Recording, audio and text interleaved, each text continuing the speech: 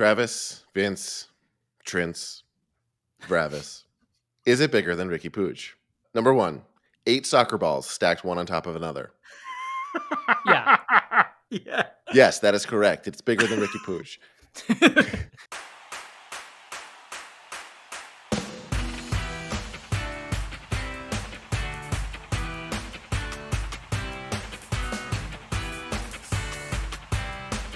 Hello and welcome to Happy Foot, Sad Foot, your LAFC gateway drug and the only LAFC podcast that was cyberbullied by a bunch of Galaxy fans for 48 straight hours. I'm Travis Hellwig. I'm Vince LaRosa. I'm Darren Miller. Welcome to our preview of the first El Tráfico of 2024, LAFC versus the Galaxy on Saturday, April 6th at 4:30 p.m. at BMO Stadium. You can watch it on MLS Season Pass on Apple TV Plus, and it's the free match on Apple TV. And of course, we'll be live streaming our post-game call-in show 10 minutes after the final whistle at youtube.com/@HappyFootSadFoot. Later in the show, we'll play an excessively dumb trivia game about the Galaxy. And of course, we'll have our storylines for the week and make some bets. But first, we take a break from our full-time job of bantering with Galaxy. Oh, Darren wrote this one, and it's the same joke that I said earlier. I didn't look, but you wrote the same joke that I wrote, which is, we take a break from our full-time job of bantering with Galaxy fans on Twitter to banter amongst ourselves. It's time for listener-mandated banter. Darren, Vince, how you doing? I'd be better Banter. if you weren't out there trying to get me doxxed. It is like, I'm like, Vince, delete your tweets. You could have deleted your tweets. No one would know that you wrote about the Galaxy. As if I should be so ashamed. Oh my God. The sports journalist in 2013 did sports journalism for a major outlet about the only MLS team that existed. Or not the only, because as I told you guys, the first time I was ever credentialed for an MLS game, Chivas USA. Yeah, of I course still remember it was that game Chivas vividly. 2.0 right here. Yeah. So Yep. really, if you want to talk about that, Galaxy fans, I really started at the beginning, the very beginning. I don't even want to do it. It's just so bad. I got so confused because she posted a photo of me and Darren and was like, one of these guys used to write for the Galaxy. I was like, you're just making fucking shit up? What are you doing? Whatever. It doesn't matter. You guys know by now my brain's broken, and if someone writes to me a mean thing on Twitter, I am physically incapable of not responding. It is just something we're all going to have to deal with. It's a mental illness. If you want to destroy anyone's life, destroy mine, everyone. I'm the one to blame. I can't talk. I'm exactly the same way. The whole time I was like, I don't want to step on Travis's toes, so whenever he stops, then I'll jump in. But I was like waiting till I could jump in. I noticed. I was doing the same thing at like Twitter 11 app. o'clock last night. I was going to say I deleted the Twitter app on my phone because it was like I was spending too much time fighting with people on the internet for no reason. And I went on this morning and I noticed that you had posted the same amount of bullshit that I did. Boy, is it stupid on Rivalry Week, huh?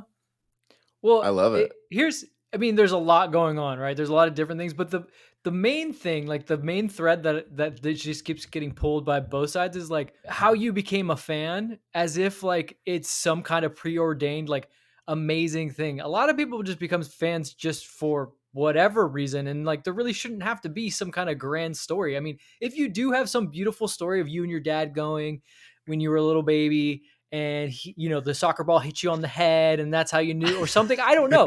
But if you have that, that's great. But if you just literally woke up one day and you saw like Carlos Vela score a goal and you're like, that guy's handsome, plus that goal was pretty good, I'm going to like this team, that's just as valid a reason to like a team as any other. It really 100%. is. The whole thing, there's weird insults that Galaxy fans use against us, and none of them really land to me. Like, I think that they agree. could say, Darren made a good point of like, you're playing better soccer than us right now. Talk shit about that.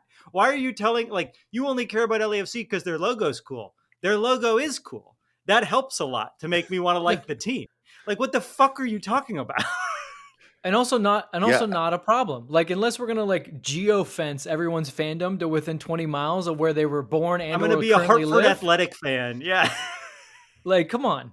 Yeah. It's also like the Chivas thing doesn't land for me because I genuinely didn't follow MLS. And then when I say that, it's like, see, you just got into the league. It's like, yeah, the league sucked. It was hard to watch and bad.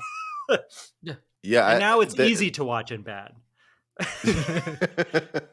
The angle they always have is some kind of like, you're not a true, it feels like the only thing that they keep hanging on to. And that's why I got frustrated, because it's like, they don't need to keep hanging on to this anymore, but they keep hanging on to like, at least what we've got is like we're the true fans because we were here from the very beginning, and like the Galaxy is the team you're supposed to support, Right. and that's why we're the chosen ones, and everyone else is plastic. And it just What like does I don't plastic like mean why is in this context? I don't like fake. I don't know. Like I just like No, it's so frustrating because it's like I don't agree with any of what you're saying, but also why is this the angle of the conversation at all? Like this isn't even relevant. Anyone can right. like any team they want. I It's can't a wait till this sport. is Do you clipped. like the This is sport? clipped. Great. Pick a team. Who cares? Well, the problem is sadly a lot of like fandom that a lot of fans have is generated from like hooligan culture and ultras culture, which can be a good thing, but obviously mostly is like Green Street Hooligans, which interesting movie with Elijah Wood if you ever want to watch it. But like a lot of people actually want to be these guys, which is like the dumbest thing ever. You would want to be a bunch of dudes that stand across like an alleyway from each other in England and then just rush at each other and fight because you're wearing different teams' colors. Yeah, like it's But Gangs of New York. but those people feel like their blood, sweat, and tears are put into their club. And if you just show up and in your fancy car and have a glass of champagne while watching your football or soccer, whatever you want to call it. Sorry, even calling it soccer can make you plastic. You are plastic, and so that's where it comes from. But it's just funny for anyone in America to use that as if like it's an American These league, guys. teams aren't We're like we're not union brawling in the hall streets. teams. Like Yeah. these teams aren't created by like a group of guys who went to a mechanic's office. MLS owns every fucking club. Our team is owned by the same person that owns the Galaxy. None of these teams are cool left-wing organizations that are fighting each other. Obviously, the fan cultures can be different, but what are you talking about? This isn't like Right. neither team really has done anything for the community, if we want to be honest. Right. So being able to call I'm someone willing to plastic. accept that all teams do have legitimate community initiatives. Well, Yes. it's funny because you call someone plastic because you want to be like, I'm more authentic. But then when you dig into it, as Travis just did, you realize that it's the dumbest thing ever to call someone plastic as an MLS fan. Yeah. The idea of authenticity as a fan makes no sense, really. The whole league has only been around for 25 years. Yeah. It's not like, what are you talking about? There is no, yeah. Yeah. Yeah, there's no photos of like LAFC players with like curly mustaches like on the shipyards before they went and played one a of those game or leather anything like that. balls. Yeah, like there's none of that. And even if there was, like I get it. Like I'm not saying don't be proud of history, but like you take it too far. Just relax. It's a game.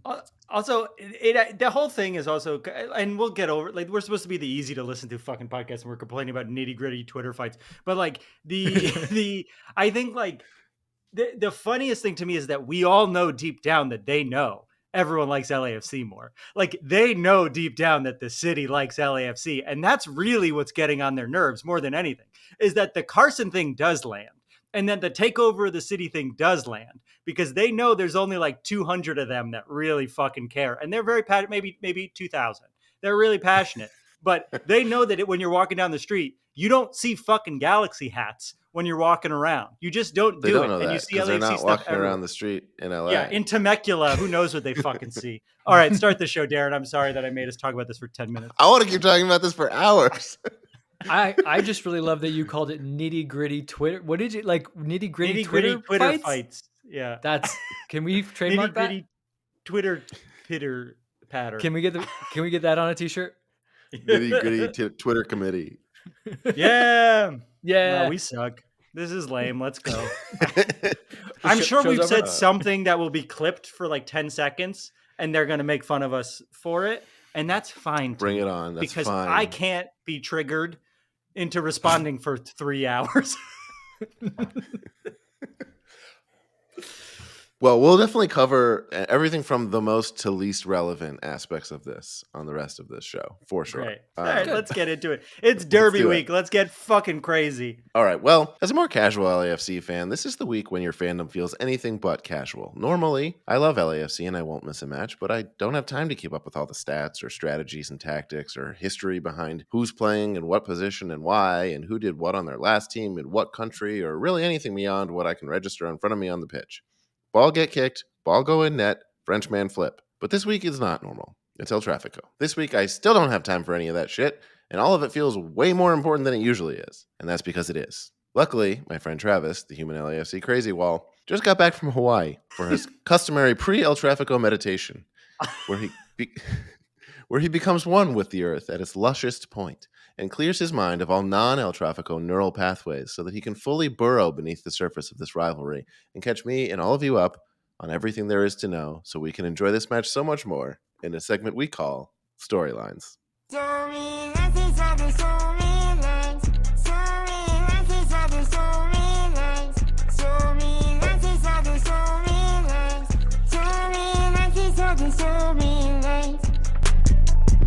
That's what made me fighting even more embarrassing, I think, was that I had gotten back from Hawaii hours previous. And I was like, this is how I'm going to waste my fucking relaxation.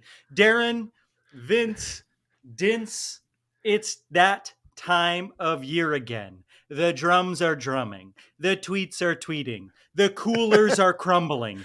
It's time for El Trafico, which brings us to our first storyline of the match, which is this. Is El Trafico the greatest rivalry in American club soccer? Every year, LAFC versus the Carson Galaxy is a must-watch match for American soccer fans, and for good reason. It's only been around for 7 years, but holy shit, are these matchups always fun for viewers, and for fans, deeply, deeply stressful. And because we always get a bunch of new listeners to the El Trafico episodes, I want to quickly explain. The rivalry is called El Trafico, which is an LA-specific play on El Clásico, the famous rivalry between Barcelona and Real Madrid. We've covered this before. There are some super serious fans who resent that the name is a little jokey and dumb, and I think they are dumb. And at this point, the name has stuck, and we need to just embrace it. Calling it Classico Angelino feels a bit like when people insist on giving themselves their own nickname, like in college when Darren insisted we call him Ham Hock. I don't know why, but no one ever did, Darren. The game is always fun. Come on! The game is always fun. The Ham Hock knows it's true. The game is always fun because both fan bases have fully bought in. Both teams have fully bought in. And on top of that, it's always a high-scoring affair. In the 21 games we've played against Carson since we've joined the league, the average number of goals per match is 4.3. That's the average. That's fucking insane. But the truth is, and we can admit it, the Galaxy have generally outplayed us in regular season El Traficos over the years. Our record in regular season matchups against the Galaxy is 4 wins, 5 draws, and 7 losses. That's not great. But in games that count, including the COVID MLS's back tournament and playoff matchups, we've won 3 and lost 0. Galaxy would point out they've beaten us twice in the US Open Cup, but last year we literally fielded a team of high school children, so I don't think that counts. That's, of course, the famous Payaso game. We can go over that. I don't know. We'll do a Patreon history episode about that one day. But overall competitions, the Galaxy do have our number in these matchups. We've won 7, drawn 5, and lost 9, which isn't terrible, but isn't great compared to our record, I think, against literally any other Western Conference team. All this is to say, I don't care what those dorks in Cascadia say. No one can deny that El Trafico is the premier club soccer rivalry in the United States. Ham Hock, what is your favorite El Trafico memory?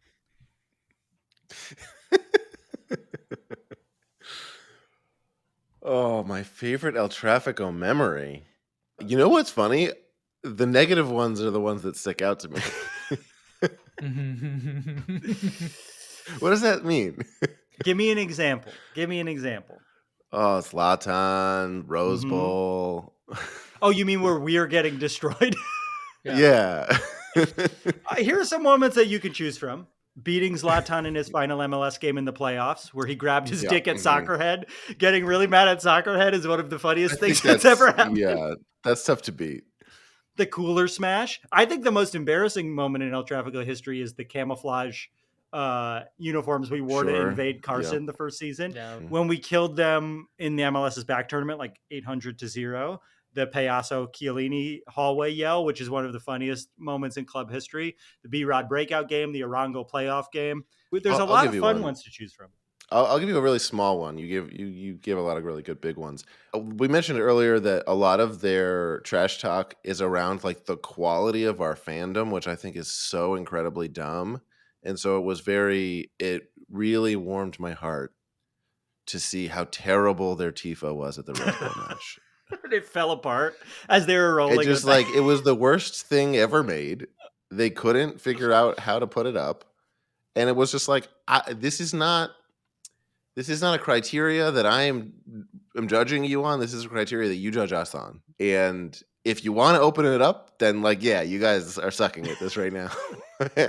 Bald Ham Hock, what's your favorite El Tráfico memory? I mean, objectively, their tifos are not good and have not been good for a long time. Yeah. So if they want to, raise their game up in one respect, the tifos really need to get better. I'm kind of with Darren though, because to his point, Travis, I think this is where he's circling around. All the actual good moments for LAFC, when they win games, are just reliefs.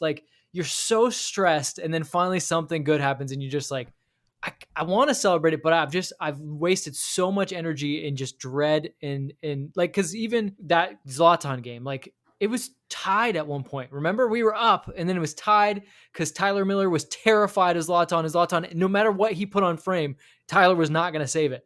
And I love Tyler Miller, but I think even he can admit he's terrified of Zlatan. Look, come on. I mean, 6'5". He's a crazy, scary guy. I remember looks like a pirate. One of the 3-3 games at Galaxy. So I would normally, when I was still working for LAFC, if they won or it was a good tie, I would always be ready on the side of the pitch, because we would do a post-game interview and it would go on the Jumbotron.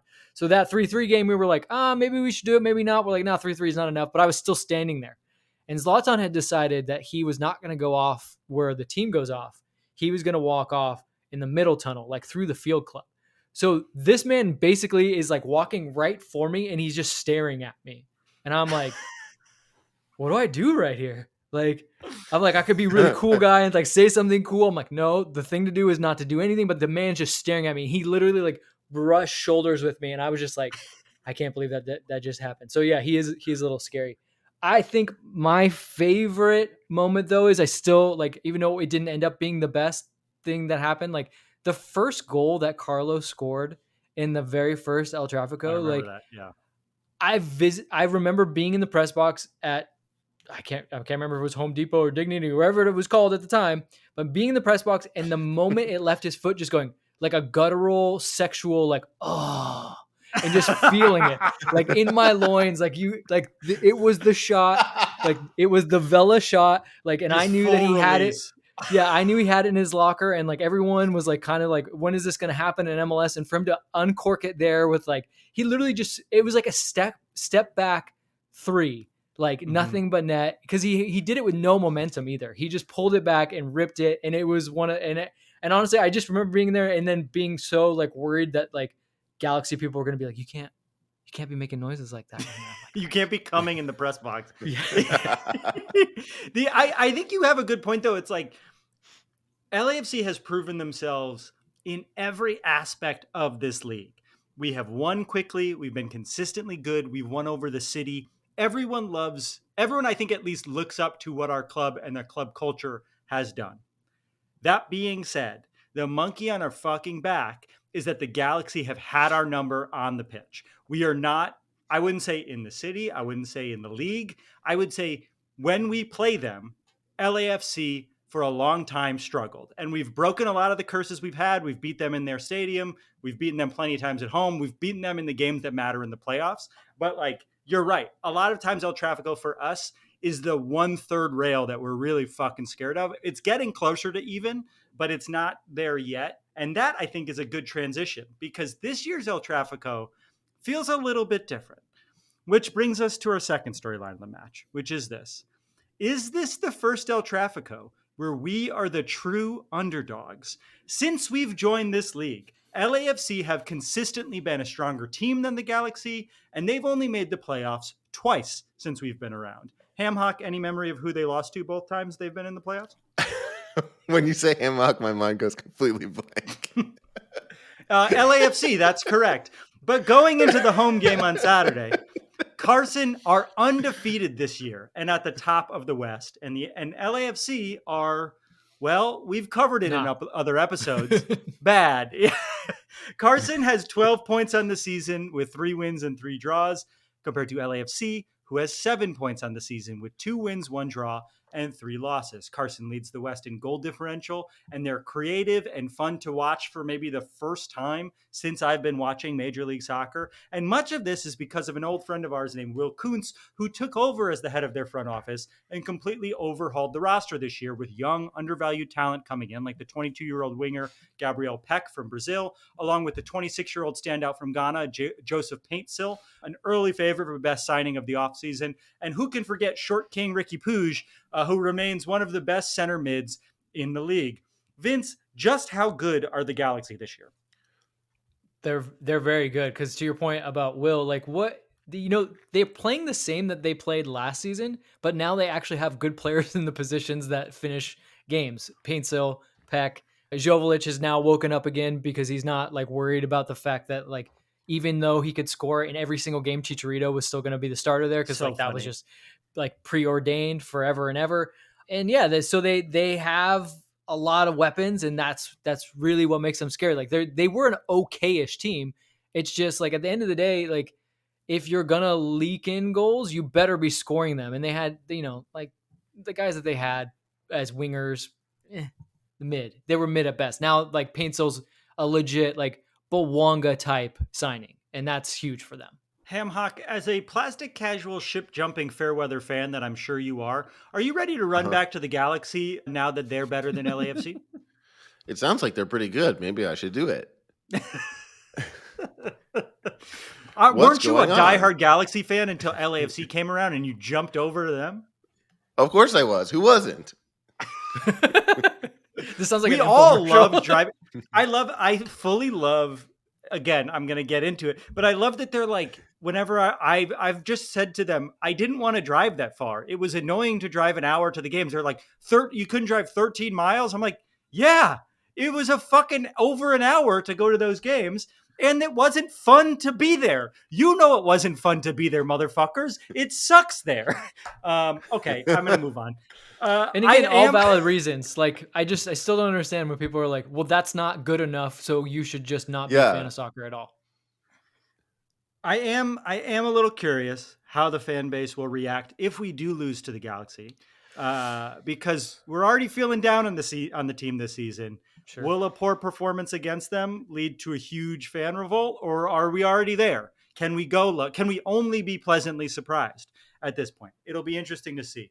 Finally, one overlooked storyline that I am curious about is the final storyline of the match, which is this. Just how much will fans boo our old friend, John McCarthy? For anyone who started following the team this season, John McCarthy was our backup keeper when we won the MLS Cup. That's important because our starting keeper, Maxime Capro, shattered his leg in the final minutes of the MLS Cup finals, saving a goal and getting a red card, forcing our cold backup to come in for the penalty kicks, which he promptly fucking dominated in, and then won MVP of the MLS Cup final. John McCarthy was our dirtbag hero, and we loved him. But this winter, after not receiving an offer from LAFC, he took the starting role with our top rival in Carson, which for many fans was the one way we could lose him as our hero. But unfortunately for us, he has been great in Carson. And not to mention, he has shown to us before he is quite good in high-pressure revenge games. Darren, Vince, just how much do you think fans are going to unleash on J-Mac? I think we're very vulnerable right now. And let's say LAFC had been different. Like, let's say LAFC was where the Galaxy were and the Galaxy were coming in low. I think they would have tried to been classy and give him a little golf clap and just leave him alone. I have a feeling it's going to be relentless because they're like, no, we need this. We need this bad, Johnny. I agree. Go ahead, Darren. Here's my fear. My fear is that we're split and it's a weird reception and it's a weird vibe and it like sets us off on the wrong foot and then it affects the game. I do wonder if they'll do a little video for him when he's coming back. You know how teams do that sometimes? It's hard to do that at El Tráfico. Yeah. We talking about content? If If he went to any other team, they would do a video on his return, without a doubt. But can you do it at this match? It's interesting. I think fans will unleash on J-Mac with just as much fury as he unleashed on the police officers in the U.S. Capitol on January 6th. I have said on the that's all I will say on that, because I've decided I don't want to poke the bear. I have said that I don't want to ruin a man's life. I have said he wasn't in January 6th. I need to be clear.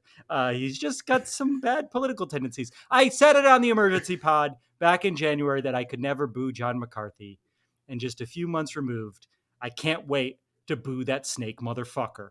I don't know about you guys, but I'm terrified about this weekend. How are you both feeling going into our biggest match of the season so far? I never feel good going into these games, but I always say this, like I never feel good. And I will readily admit, I never feel good. I'm a mess. I hate them. I hate everything that leads up to it. Nothing good can come from this week. We should probably just not even play this game.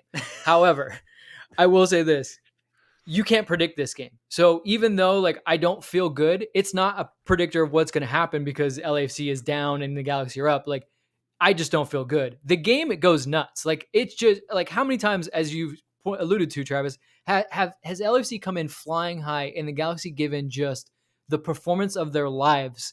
And it's been either they've won the game handily or they've just mucked up the game so badly that LAFC had to work so hard just to get a draw out of it, like a 1-1. And that's what makes the rivalry great. You don't have to worry about the form of the two teams. They're going to put in a performance. And that's why I think that this game is unpredictable.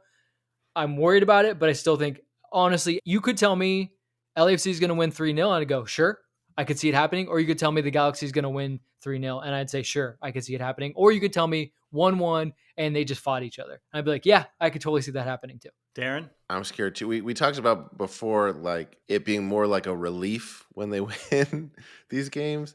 It's everything that leads to that being a relief. I mean, I think we're at a point, especially where a loss at this point in this kind of a game is a real blow as far as the trajectory of the season goes. I guess the silver lining here is that given how difficult things have been so far, this is an opportunity to get things back up into the green so much harder than any other single game could. So I think that's what I'm kind of hanging my hat on. Love your optimism, Darren. Those are the storylines for the biggest game of the season so far. When we come back, we're going to play our own game about the Carson Galaxy. And we're back. It's Derby week, and it's easy to get caught up in overly intense Twitter fights with Galaxy fans who don't seem interested in the game at all, and instead they veer quickly into extremely weird get-off-my-lawn type discourse. At least it's easy for 2 out of the 3 of us. As usual, one of us is able to stick to soccer. I won't name names. Anyway, we've had a chance to talk about things that matter, so now it's time to offer a more powerful antidote to the madness by getting even pettier and more meaningless in a game we're calling Is It Bigger Than Riqui Puig? Now, it goes without saying that this game is simple. When we started this podcast, we made a pledge to our audience that we won't be the smartest LAFC podcast around, but we will be the dumbest. That was before Vince joined, so we've lucked into the opportunity to be both, if we can just make good on the dumb part. And that's where I come in. This will be a rapid-fire quiz on several answers to one dumb question. Is it bigger than Riqui Puig? It's not more than that. You might be thinking there's a twist. There is not. We'll tell you who gets the most answers right. We'll tell you who gets the most answers right. And after a bonus follow-up question or two, but really those aren't the ones that matter, a winner will be crowned, and we'll all be dumber for it. In the end, it will be as pointless as engaging with Galaxy fans. Okay. Are you guys ready to play? Mm-hmm. Of course. Travis, Vince, Trince, Bravis. Is it bigger than Riqui Puig?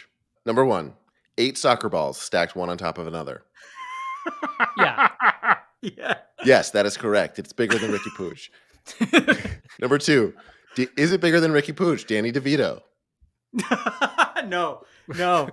Yeah, We're talking height? No. Vince? No. The answer is no. You both are correct. An ostrich. Yes. I've seen ostriches. They're big. They're You're bigger both than me. correct. The weight of a toilet Yes. compared to the weight of Riqui Puig. Yes. Travis says yes. Vince? No, it can't be heavier than that massive piece of shit. No, I'm kidding. Yeah, no, yeah. No, actually, no. Toilets they're surprisingly not that heavy. I'm gonna say no. The answer is no. Vince is correct. Fuck. Lionel Messi's height. Ooh, No.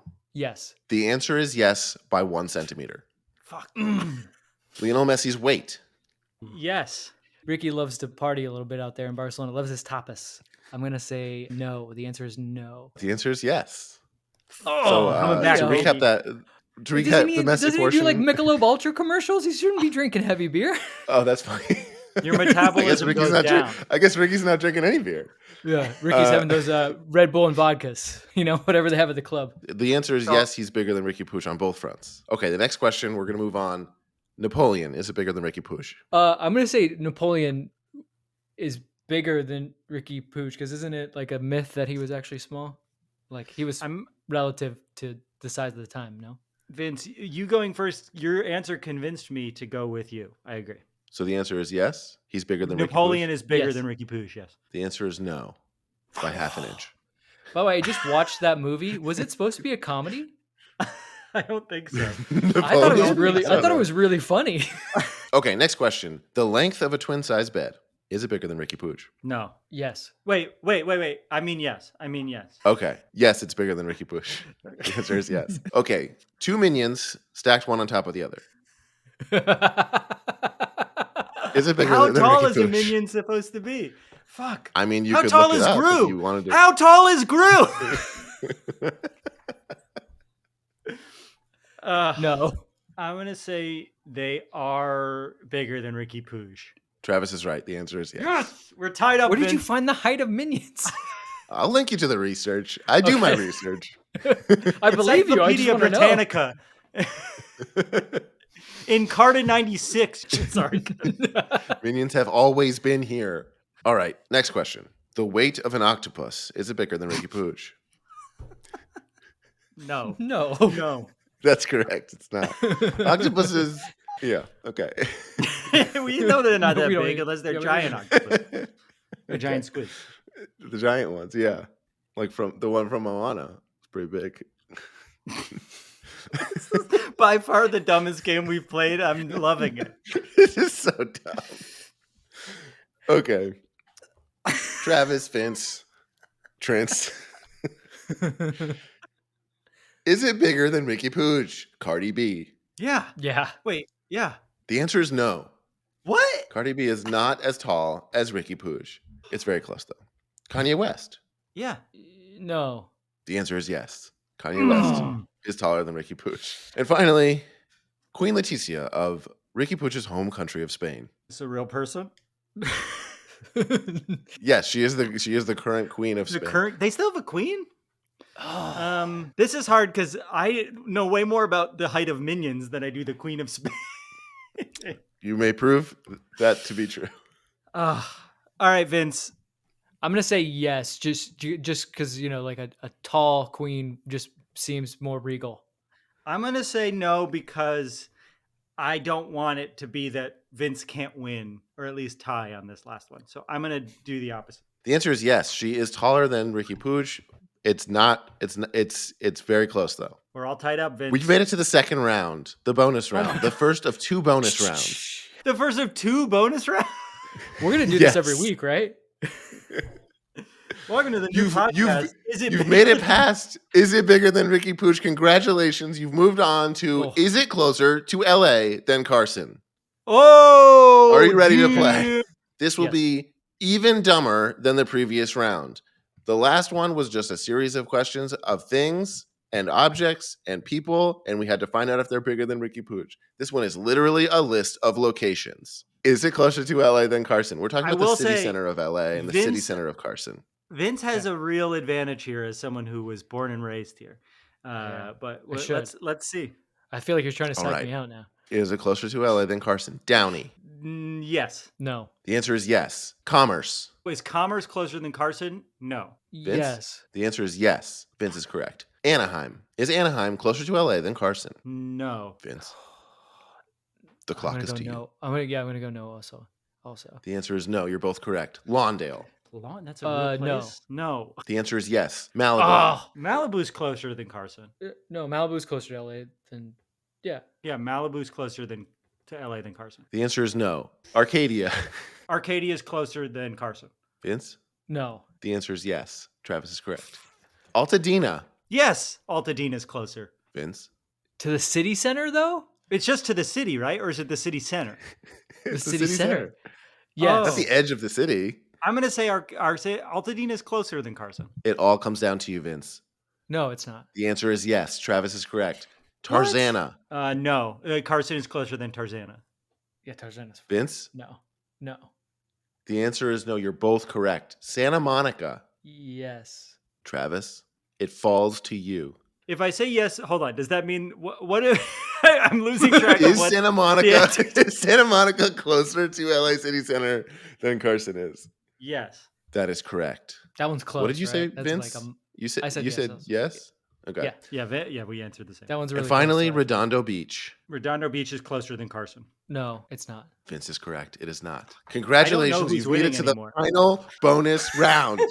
This round I can't somehow believe will be this is so even long. dumber than the last round. Are you ready? Yes. You have made it successfully to our final question. Joseph Paintsill's song or Alexi Lawless song? Oh. I'm going to give you the name of a song, and you need to tell me whether that song is a song recorded by Joseph Paintsill of the LA Galaxy or Alexi Lawless of All of Our Nightmares. Are you ready to play? Yes. No. Okay, the song is called Make You Sing. Paintsill. Paintsill or Lawless? Paintsill. You both say Paintsill, you're both correct. Sacred Ground. Lawless. Vince? I don't know. Sorry, the jokes just seem to write themselves. I'm gonna go Paintsill though. I just want to be different, but the joke, like it all dawned on me where that could all go. Paintsill. Travis is correct. It was an Alexi Lawless song. Of course, banger. Of course it is. Mm-hmm. The Tougher Sacred than the Ground rest. It was the Confederacy to Alexi. Well, I thought at first I thought you were saying the song title was Banger, and I was like, I can't see Alexi Lawless ever using the word Sacred banger. Ground by Alexi Lawless was a banger. We all know this. Got it. Okay, sorry, what's the third one? rest.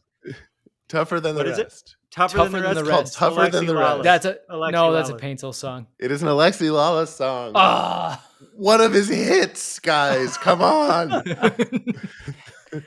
That song is called Without You. Paintsill. yeah, Paintsill. Lawless doesn't strike me as the ballad guy. You're both correct. It's a Joseph Paintsill song. The next song is called I Feel Alive. Paintsill. Lawless. It's Lawless. And finally, What? Lawless doesn't need a reason to say he feels alive. He just wakes up every morning with his bald eagle juice or something. I don't even know. are you guys ready for your final question of the dumbest game we've ever played? Yes. The song is called Unbreakable. Is it a song by Joseph Paintsill or Alexi Lawless? I'm going to say Lawless just because I want it to be by Alexi Lawless so bad. I'm going to say this is one of those classic Darren trick questions. They both have a song called Unbreakable. Oh, no. I think you got Wow, you both missed it. It's Joseph Paintsill. it. 20 points for Travis. Vince. 20 points. 1, 2, 3, 4, 5, got dominated. 6, 7, 8, 9, 10, 11, 12, 13, 14, 15, 16. 16 points for Vince. Travis, you are the winner and the only true You would fan say that I'm of soccer. unbreakable? I would say, yes, you are unbreakable, tougher than the rest. Travis, you get to do tactics from now on. I think that's Unbreakable, which is Unbreakable, of course, famously the glass at the Capitol that Alexi Lawless broke was not unbreakable, but was quite breakable. That's our game, which I guess was a 3-round game for some reason. longest game ever. I just felt like Look, it was fun. This is my favorite game we've played, Darren. Great job. When we come back, we're going to make some bets. And we're back. It's still me. Now it's time for a segment called Bet It and Forget It. Bet it and forget it. Every week we end the show with a bet for this week's game. We make an outlandish prediction, something that almost definitely will not happen, but could. Each week, Travis and I put up $5, and if no one hits, the money rolls over to the next week. Eventually, by the time someone's weird prediction comes true, they might win a good chunk of change. None of our bets cashed last week, per usual. So the bet pool for this week is $70. It's El Tráfico. The bets better bring it. My bet is one that I'm very confident in. And I'm going to give you guys the option to tell me that it's not unlikely enough. Okay? Okay. Because that's how confident I am in this bet. John McCarthy, howler. He's going to get a ball that he should stop, and it's going to go in the net, and it's going to be deeply embarrassing from that dirtbag from Philly. Is that too likely? Because we all know how sloppy he can be. I think he's good. Well, I think you can say he's good for a howler sometimes, but it's not like he wouldn't be starting goalkeeper if he was going to do it every game. So I think that's fair. Here's the stipulation. We will all agree it's a howler. All of us will say that's the hard part, is that it's kind of subjective, so you got to get everyone on board. All three, it's unanimously a howler from us. Yeah, we can all agree, but I bet you if on the broadcast they go, "Oh, what a howler," we'll go, "Okay, yeah, we're pretty sure that was a howler." Cool. They'll point it out. It's also it's got to be 12 men on the broadcast, and he loves pointing out when people make errors. Yeah. Yeah, mine's in line. I think it's on par with that, but tell me if that's not the case. The money's getting big. We have to start making bets a little bit more serious. Yeah. What do you got, Darren? Similar but simple. A Hugo Lloris save PK. Ooh, El Tráfico. No, that's fair too. I mean, that doesn't happen. Hasn't happened yet. So, okay, I'm gonna go with something kind of fun, but could happen. Bouanga goal. Now, go with me here. Bouanga goal takes off his jersey and holds it up in front of the 3252. Like a certain someone that might be small in size, and we might play a game around his size. A reverse payaso from Bouanga.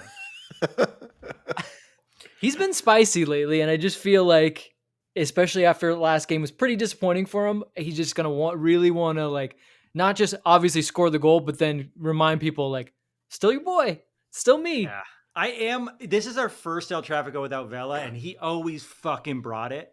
And I'm curious. I'm hoping that Bouanga brings that energy, because Vela would get the fucking. You'd see Vela run so much faster than he's ever run in his life during those games. All right, those are some good bets. Side bet: Vela Falconer. That won't happen. Could you imagine if they did that? That would be the dumbest idea, actually. Right? I know. To bring him out as Falconer. Kidding me? Play like the NWO theme music and he shows up. Like you play some cool song and he shows up. Oh, I would love that. They could they? No, they can't. Then they announced him as a signing. Could they wait, he's a free agent. Couldn't they technically sign him tomorrow and then play him? Yes, sure. But I think it's more fun if they don't tell anyone they've signed him and he shows up as the Falconer. Right. And then that's his, and then he holds up and then plays in the match. Contract sign. God, could you imagine them calling MLS? They go, okay, so we signed Vela, and MLS goes, great. When are you guys gonna announce it? Shh, we're not. Yeah, he's just gonna walk out on the field. They bribe Tom to not tell him. Tom goes to get in his car, and a bag gets put over his head. He's kidnapped for like the weekend. Yeah, but he lives on the Jersey Shore. That could just be the mafia, right? Or just his buddies taking him out for the weekend. We're going to Atlantic City. You're going to eat more pizza with pasta. We shall Get in the car, loser. That's our show. Our theme music is done by the insane team of James Valentine, Nate Walcott, and Louis Palmer. You can subscribe to our YouTube channel, where all episodes and clips are available in video form at youtube.com/@HappyFootSadFoot. You could review us on Apple Podcasts and Spotify. You could follow us on Twitter, Facebook, Instagram, and Threads. And if you made it this far into the episode, chances are you're enjoying the show. And if that's true, and you want to show your support, please consider becoming a friend of the foot at $5 a month at patreon.com/HappyFootSadFoot. That is so much less than parking at BMO Stadium. Or you could pick up some Halfo Sappho inspired merch by going to happyfootsadfootpod.com. When are we going to go live with that new merch? We'll keep talking about it. We'll just do it. Any support really goes a long way to keeping this show going and the community growing. Thanks again, and we'll see ya at El Tráfico, baby. Beep, beep. I love you. Beep, beep. Bye. Beep, beep. I love you. Bye. Beep, beep. Will you say beep, beep at least, Vince? Or is that an emotion that's too deep for you? Yes. It's pushing it. I love you. Bye. Beep beep. Beep beep. I love you. Beep, beep, like Goodbye.